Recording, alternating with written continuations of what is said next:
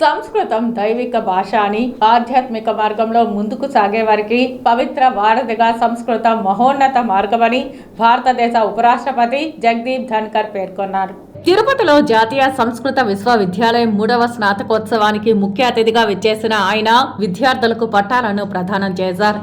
Chancellor హోదాలో రాష్ట్ర governor Abdul Nazir పాల్గొన్నారు. ఈ సందర్భంగా ఉపరాష్ట్రపతి మాట్లాడుతూ తుఫాను వంటి ప్రస్తుత సామాజిక పరిస్థితులలో సంస్కృతం ఓ ప్రత్యేకమైన సాంత్వనను అందిస్తుందని పేర్కొన్నారు. మానసిక బలం, ఆధ్యాత్మిక ప్రశాంతత, లోతైన పరిజ్ఞానాలను ఏకకాలంలో అందించగల శక్తి సంస్కృతానికి ఉందని తెలియజేశారు. భారతీయ సనాతన విజ్ఞాన పునరుద్ధరణ ప్రచారంలో జాతీయ సంస్కృత విశ్వవిద్యాలయం వంటి సంస్థల పాత్రను నొక్కి చెప్పిన ఉపరాష్ట్రపతి సంస్కృత వారసత్వానికి ఆధునిక విద్యా విధానాల అవసరాలకు మధ్య అంతరాన్ని తగ్గించేందుకు వినూత్న మార్గాలను అవలంబించడంతో పాటు కొత్త పాఠ్యాంశాలను అభివృద్ధి చేయడం, పరిశోధనలను ప్రోత్సహించడం మీద దృష్టి నిలపాలని పిలుపునిచ్చారు. విలువైన ప్రాచీన రాత ప్రతులను పరిరక్షించడంలో ఆధునిక సాంకేతిక పరిజ్ఞానం వినియోగించుకోవాల్సిన అవసరాన్ని నొక్కి చెప్పిన ఉపరాష్ట్రపతి సంస్కృతం మనల్ని దైవిక మార్గంలో ముందుకు నడపడమే కాక అనేక విషయాల గురించి సమగ్రమైన అవగాహన పెంపొందించుకోవడంలో తోడ్పడుతుందని అభిప్రాయపడ్డారు. మతపరమైన తాత్విక గ్రంథాలే కాక వైద్యం, నాటకం, సంగీతం, విజ్ఞానం వంటి అంశాలలో లౌకిక రచన సంపదకు కలిగి ఉన్న సంస్కృత భాష వైవిధ్యతను ప్రస్తావించిన ఉపరాష్ట్రపతి ప్రధాన విద్యా స్రవంతిలో సంస్కృతం భాగం కాకపోవడం పట్ల ఆందోళన వ్యక్తం చేశారు. భారతీయ విజ్ఞాన సంస్థల్లో వలసల వాద మనస్తత్వ ధోరణి పెరగడమే దీనికి కారణమని, ఈ పరిస్థితిని అధిగమించాల్సిన అవసరం ఉందని పేర్కొన్నారు.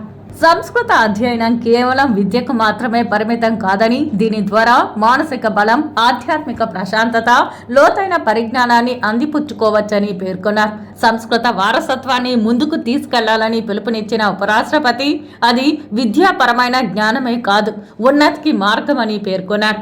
ఈ అమూల్యమైన వారసత్వానికి యువతరం రాయబారులుగా మారి ముందు తరాలకు అందజేయాలని అభిలాషించారు.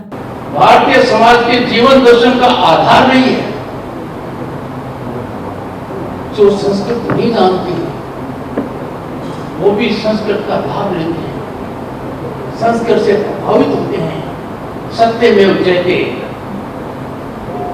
सत्य बनी है.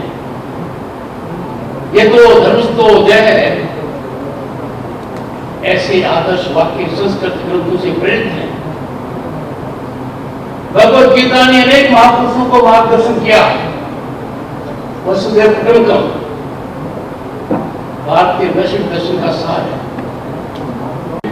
To this momentous milestone, as you step into the world beyond this compass, armed with knowledge of Sanskrit, remember that you carry a torch bearer of ancient legacy.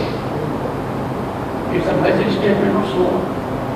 Not many can claim that. One that is not merely academic, but profoundly transformative. Friends, I urge you all to become flag bearers of Sanskrit language, be champions, be custodians. Let us strive to preserve and propagate this invaluable heritage, ensuring that future generations inherit the treasure of our linguistic and spiritual legacy. Let us act as worthy trustees of Sanskrit language and our civilization, and we pass on to future generations by adding value to it. Once again, congratulations. Thank you for your patience and time.